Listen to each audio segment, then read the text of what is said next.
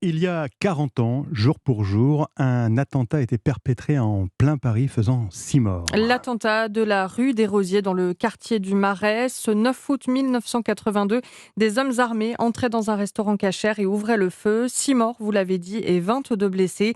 40 ans après, les familles des victimes attendent toujours que justice soit rendue. Où en est-on du point de vue judiciaire, Gladys Lafitte? Eh bien, il n'y a toujours pas eu de procès. L'enquête est encore en cours, menée par un juge d'instruction parisien. 4 hommes sont suspectés d'avoir fait partie du commando et donc du groupe palestinien d'Abou Nidal, tenu responsable de l'attentat.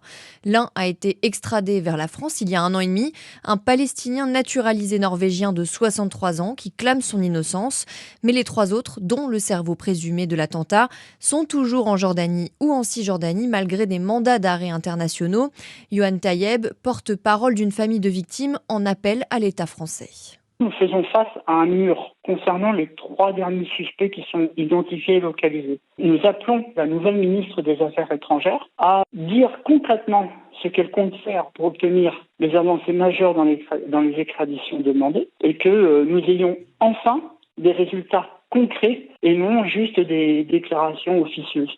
Nombre de familles attendent et espèrent la tenue d'un procès un jour pour qu'enfin le statut de victime de leurs proches soit reconnu. Les précisions de Gladys Lafitte du service police-justice d'Europe 1. Une cérémonie en hommage aux victimes de l'attentat de la rue des Rosiers aura lieu cet après-midi, présidée par le garde des Sceaux, Éric Dupond-Moretti.